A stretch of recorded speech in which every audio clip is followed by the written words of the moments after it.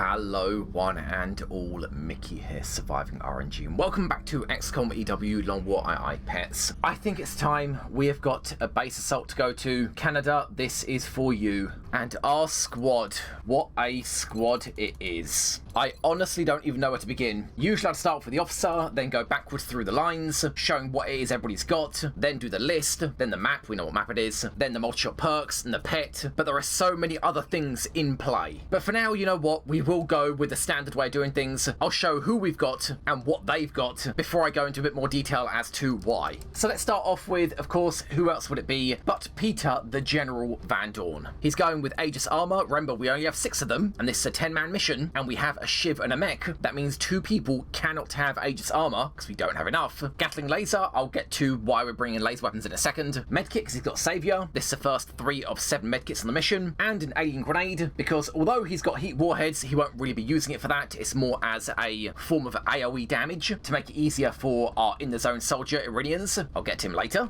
As always, let's work our way back through the squad. We have got Lowry, with another Aegis Armor, Alloy Cannon, Laser Pistol, 2 Chem Grenades, and 2 Arc Throwers, because he has Packmaster. And to confirm, it does show 2 Chem Grenades here, and if you click on it, it says uses permission 2. Likewise with the Arc Thrower, uses permission 2. So yes, this does actually apply with Packmaster. Next up, we got George Lucas. Oh, buddy, a Sergeant Soldier, you shouldn't be here. You shouldn't be here. Aegis Armor, Laser Shotgun, Standard Pistol, our first 3 of 6 motion trackers, and the second of 2 Alien Grenades, and yet another Sergeant Soldier. Iranians, what are you doing here? You shouldn't be here. You're a sergeant. You've got 70 aim. Why are you here? Aegis Armor, Alloy Cannon, Laser Pistol, Scope, and Combat Stims. Stuff that we'll get into later. Hold on. Then the first of 2 non-human troopers, or at least non-pure human. We're bringing Flare Shard with only 73 aim. He's only got, I think, 3 so others may live plus 1 aim bonuses. Oh yeah, because you can see Will is plus 3. So it is plus 3 aim from so others may live, which isn't great. It really isn't. But we need the variety in our troops here. He's going with the Sentry Gun, Alloy Carbide Plating for even more health. Yes, that is in fact 29 health. Can you imagine the aliens coming across Flare Shard? What would you even do? Rocket Chem Disabling Shot, I guess? Smart Shell Pod for more aim, as well as the flash ability, and the second set of 3 motion trackers out of 6. Then the second of 2 non-purely human soldiers. We've got Springer with the Mech 1 suit. Even though we technically have 2, we could bring along Bulsara, but we're sticking with Springer. He's got the Railgun, Flamethrower, Alloy Carbide Plating, and our only holo targeter, Perry, Aegis Armor, Gauss Machine Gun, Standard Pistol, Shredder Ammo, and Combat Stims. Artyom Lebedev, 95 aim, Gunnery Sergeant. My god, that must be like the highest aim of any non-sniper, and you're not even at Master Sergeant yet. Going with Aegis Armor, Gauss Rifle, Standard Pistol, Scope, and Combat Stims. And then speaking of the snipers, we've got our Heavy Armor Destroyer, Gerard going with the first of 2 Carapace Armors, Gauss Long Rifle, Laser Pistol, a Scope, and a Medkit. The second set of 3 because he's also got Savior. And then finally, the man that apparently never misses, because of course with a base aim of 108, why would you ever miss? Carapace Armor, Laser Sniper Rifle, Standard Pistol, Scope, and an Alloy Bipod. So, let's go into detail about why people are here and why they've got what they've got. First, let's start with the weapons. We know why Snyder's bringing Laser Sniper Rifle. Increase aim to hit those disabling shots. And Van Dorn's bringing a Gatling Laser instead of the only Gauss laser we've got, that's on Perry. Because, as always, he's not a very shooty class. He's got command, he's got his psi abilities. Of course, he doesn't have any multi-shot perks. It's not that big a deal that he doesn't have a Gauss weapon. So Gatling Laser, not really a big deal. Unfortunately, though, we only have 2 Gauss shotguns. That means Lucas here, because the other shotgun is on Iranians, you get the laser shotgun, which really isn't great. I wish you had a Gauss shotgun, but what are you going to do? And then, of course, why are we bringing Flare Shard? He doesn't exactly have that many amazing abilities, but you have to remember, a base vanilla Shiv with all the Foundry upgrades is actually a big deal. Sprinter, 2.5 damage reduction in his armor. Repair servos, meaning he repairs up to half the damage he takes, assuming he doesn't get hit again while he's repairing. And Sentinel module, meaning that he gets what's supposed to be 1 CCS a turn, even though we've seen it's more than 1. He is at his core a force to be reckoned with. Add to that Close Encounters, suppression with his Mayhem perk, and his general ability to give cover when he stands in front of somebody. Hopefully he'll be everything we need on the mission, at least everything we need from a Shiv. Next up, Iranians. Why are you coming along instead of Atlas? Well, I mean, we saw Atlas last mission. He took 2 points of health damage, and with Field Surgeon, that went down to 1, but that is still 8 days out. He probably wouldn't be ready before the end of the month, and even if he was, even if we can guarantee that he would be, a lot of people would end up getting double dipped because their fatigue wouldn't come off cooldown, which would be a really inefficient way of double dipping people. The people we're bringing along now have either just been on last mission or were on the mission before that, which happened like, I don't know, 2 or 3 hours ago, game time. And then, yes, your 70 aim compared to Atlas's 83. My god, Iranians, why are you here?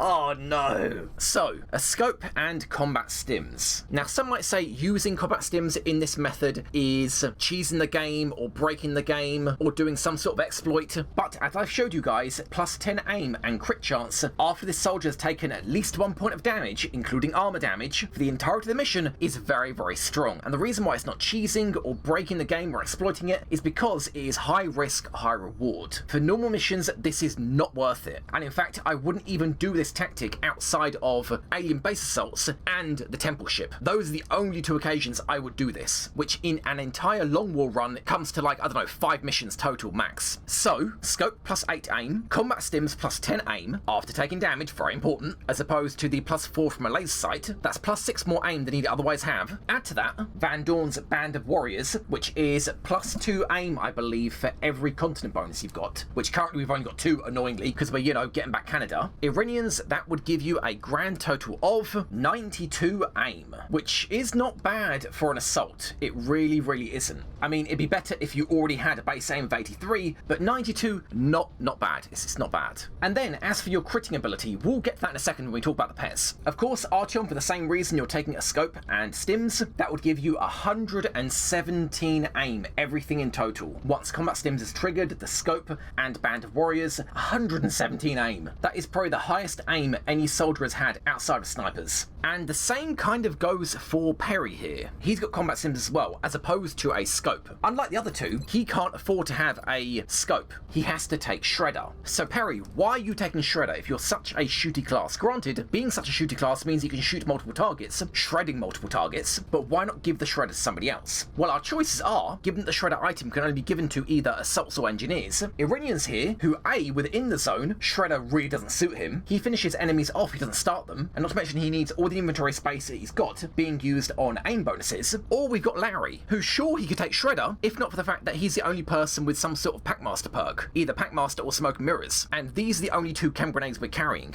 of which we need one of those 2 chem grenades to chem Iranians, Lebedev, and Perry at the beginning of the map, ideally before we've triggered anybody, but doing that would be a big risk. We need to clear at least like 1 screen away from our starting position, because we have to remember they might be chemmed for like 4 turns, and that would leave us with 1 acid for the entire mission. Not really ideal, but of course better than bringing just 1 chem grenade. With Packmaster it is at least 2. Then the Arc Thrower. Why are we bringing an Arc Thrower? Well, Flare Shard, as I said, is going to be doing a lot of tanking. Likewise with Springer. And with an Arc Thrower, granted Springer can be healed up with medkits, Flare Shard can only be healed up with an Arc Thrower. In fact, let me confirm that. There it is, field repairs. We can in fact use Arc Throwers to repair shivs and mechs. And while we're here actually, when I was going through all the sight items we unlocked, I didn't notice we have the Shadow device. It's the cloaking grenade. I didn't realise we unlocked that. I should have built that the moment we got it. Of all the sight abilities, of all the sight items we unlocked, this is by far the best. We should bring this. This should be added to the list. This should absolutely be added to the list. We need at least 1 cloaking grenade per mission, just as a get out jail free card. But of course, not going to happen now. So back to Perry and his Shredder. That is the reason why he has to carry it and not Lowry or Iranians, which is not ideal because that means instead of getting 18 aim from a scope and stims once they're active, he only gets 10, which is great and all, but it's only 2 more than a scope. That makes his risk carrying this be not as good when it comes to the reward. It's only plus 2 aim, as opposed to Lebedev and Iranians, where that combat stims is actually 6 more aim than a laser sight. That is a big bonus. But okay, moving on. The motion trackers. On Flare Shard and Lucas, why are they not on our Concealment Soldier? As I said, he's one with Packmaster, and although motion trackers do work with Packmaster, they give 4 charges instead of 3. I've already explained why he has to carry these items and nobody else. Not to mention while he's cloaked, he can throw a chem grenade, and it won't reveal him. Then Springer. Why are we bringing Springer instead of Bulsara? Well, even though Bulsara is now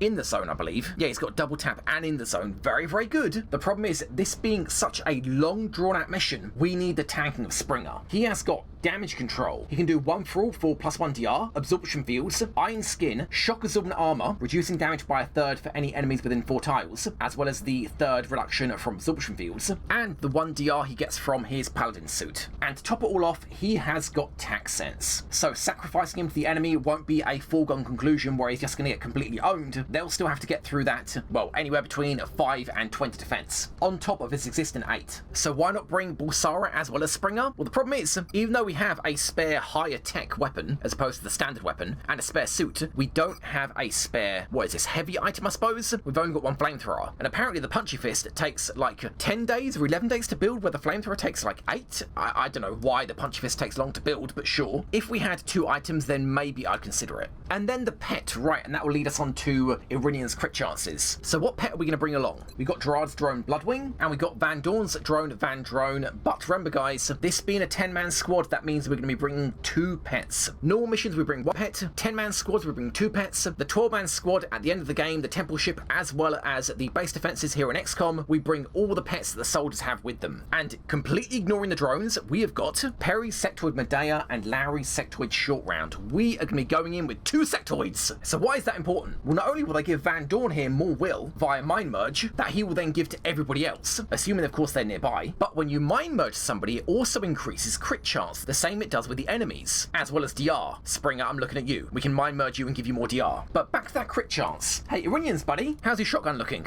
What's that, 16% to crit? Okay, and I think when you shoot an exposed target, it is a 40% base, maybe 42, 45% chance to crit. Add to that 16, add to that 8 crit from the scope, add to that 10 crit from the combat stims, as you can see here. On top of that, add, when you're being mind merged, plus 20 to crit. All of a sudden, you're looking at like 85 to 90 to crit. And when you've got A in the zone, and you need to deal big damage with every shot you hit, and on top of that, you've got Bring 'em On, which is bonus damage on crits, based on the number of enemies you can see, up to 6, which is not the damage, that's the number of enemies you can see. I think the damage is up to 4. That is still very, very good. You're the kind of soldier that if we had the tack rigging unlocked, I would give you the targeting module. Increased chance to crit and increased damage on crits. That would basically guarantee you crit an exposed target at close range. And then, right, I want to say one last thing before we begin, I think, or at least before we get to the list, and mod shot perks. We're getting there, guys, don't worry. I am very, very glad I didn't skip laser weapons. This is why I don't skip tiers of weapons, and why I won't be skipping pulse either. As you can see here, guys, we are still using laser weapons. Laser sniper rifle, although for a different reason, laser shotgun, and Gatling laser. One of the many reasons why you don't skip tiers of weapons. And as I said, why I won't be skipping pulse weapons. Gerard, buddy, show me that gun. The Gauss long rifle. I've had a few people tell me, oh, Mickey, you better skip pulse, because pulse is just, you know, it's not worth it. It's really expensive, and plasma, you know, it's just around the corner. Firstly, yes, pulse is expensive, but it is nowhere near as expensive as plasma. Plasma requires that you have captured weapons already in your stock to be used and converted into usable plasma weapons. So for a plasma rifle, you would need an alien plasma rifle. For a plasma pistol, you'd need an alien plasma pistol, and so on and so on. And on top of that, as you can see here, in say like, I don't know, 3 months time when we're using pulse, our backup weapons that we're using for 10-man squads will then be alloy weapons, gauze weapons. If in 5 months time we'd skipped pulse, the backup weapons we'd be using would then be gauze weapons. There'd be 2 tiers below. This also goes for any time your soldier gets critically wounded and the gear they're carrying gets damaged. While that gear's getting repaired, of course you can't use it. That means you go down 2 tiers of weapons if you skip a tier of weapons. And then the Gauze long rifle, Gerard, yes, this is why I keep coming back to you. Another reason why I'm not going to skip pulse. The Gauze long rifle. Now, yes, it is an amazing gun. It does so much damage against robotic targets. But the problem is, and you'll notice I've never taken extended mags. Here it is. Extended mags on Gerard or any sniper that's carried the Gauze long rifle. Even though the extended mags would give 1 more shot of the Gauze long rifle on top of the base one that it has, and the one that we got from the Foundry project, the ammo conservation project, bringing it up to 2. And with the high cap mags, that bring to 3. Why I don't bring that, and why I'm very eager to get to pulse to stop bringing this rifle. Because let's talk about the DPS, or more precisely, the number of shots per turn. With double tap snipers, which are actually vanilla snipers get double tap, or in the zone, and with the ammo conservation project, but without high cap mags, that is, and I'm sure I'm showing on the screen now, shoot twice, next turn, reload. Next turn, shoot twice, next turn, reload, and so on and so on. That is an average number of shots per turn of 1. Obviously, really, really not good. The point of mod shot perks is to shoot multiple times in 1 turn. But say, for example, we bring high cap mags. That would bring your ammo capacity for the Gauss long rifle up to 3. What happens then? Because double tap can only be used once every other turn, it would be shoot twice, next turn, shoot once. Next turn, reload. Next turn, shoot twice. Next turn, shoot once. Next turn, reload.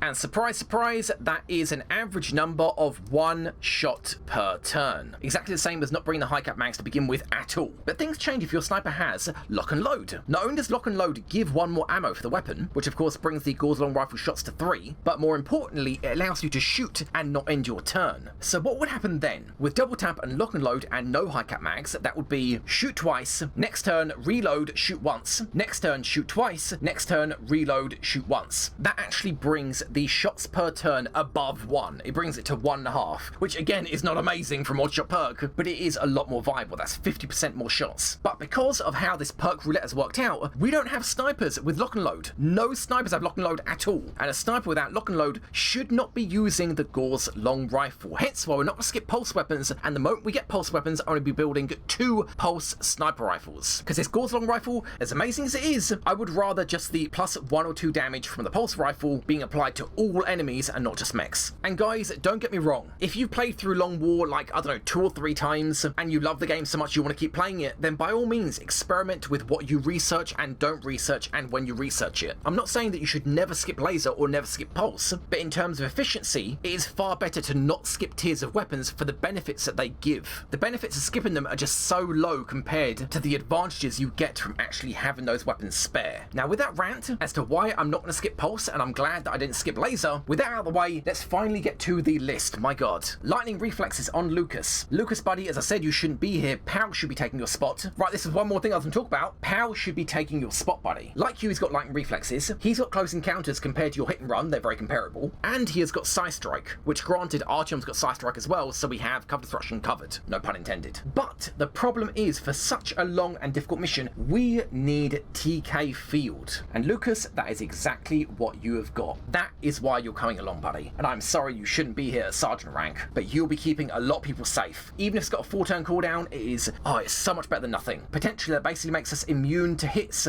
once per pod engagement. And of course, it's a nice bonus that you've got Psi Inspiration. That means with Van Dorn Mind Merged and then Psi Inspired, he'd have, I don't know, like plus 45 will? Something silly like that, maybe even higher. So if we do want to do Psi abilities, we can definitely do them. So, as I said, lightning reflexes on Lucas. Motion trackers, we've got 6, 3 on Lucas, and 3 on Flare Shard. Disabling shot, of course, we've got that on Snyder, who, buddy, you're never going to miss that, are you? You're never going to miss it. Cover destruction, ooh, we don't have a lot. I wish there was room for Pow here. Having 2 Psi Strikes, it'd be so useful, but we're going to have to make do with 1. Artyom, that's on you. And of course, we have 2 grenades, although they're far more likely to be used on enemies themselves, dealing damage to them, making it easier for Iranians to in the zone a whole group of them. Medkits, we have got 7. We've got 3 with Savior on Gerard, 3 with Savior on Van Dorn, and 1 Field Medic on Lowry. Battle scanners, we've got 2 on Van Dorn with his battle scanner perk. Concealment on Lowry. Shredder is on Perry. I really wish that wasn't on you, buddy. I wish you can take a scope and the 10 aim from the combat stims here, but it had to be you. Chem grenades, we technically have 2 on Lowry here, although we'll really only have 1, because once we get a few moments to ourselves, Lowry here is going to chem Perry, Artyom, and Iranians for that plus 10 aim. Suppression, we've got suppression with Van Dorn and also with Flare Shard, so it's potentially there. Holo targeting, that item goes on Springer. With his light him up, he'll be able to holo target 2 targets. Repair, we've got 2 arc throwers on Lowry with Packmaster, although again, I want to keep at least 1 spare for Flare Shard, but if we can make it to the final room and Flare Shard doesn't need to be repaired, then I will gladly use arc throwers on the last few enemies on the map.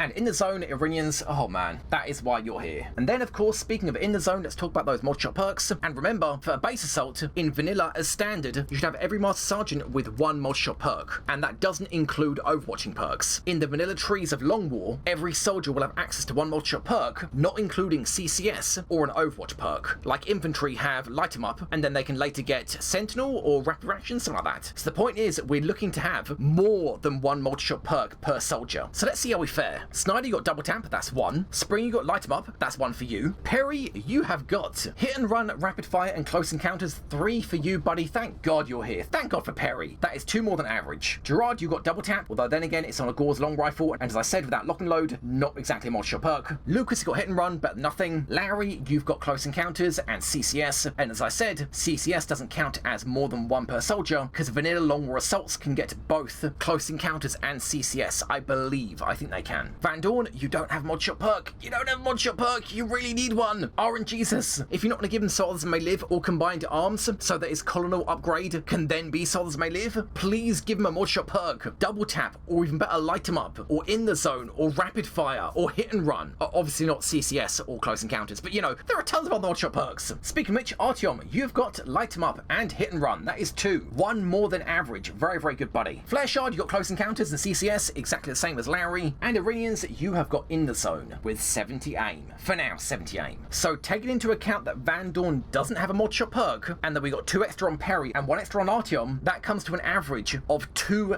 extra mod shop perks for this entire squad. That does not fill me with confidence, although it is better than vanilla. But guys, I think we're ready. I mean, I'm definitely not ready for this. I'm not. Sergeant Scout, Sergeant Assault, 70 aim in the zone. Oh my god, we are not ready for this. But we've got everything on the list. I've shuffled this squad around so many times in the past few days. I can't think of anything else we might need. Let's do this. And yeah, I know Springer's got his mech perks. Remember guys, once we touch down, we cannot leave. Let's go. Dropship has arrived. Thanks to this skeleton, this compound should allow you to breach Dr. Valen. You've only got one chance to make this work, though. So let's make sure we do it right. Withering Poverty. I like it. Yeah, I like it. So I believe there are only 2 alien base type maps in the entire game. And we've got the one with the wider start, I think, which is probably a good thing. Let's go.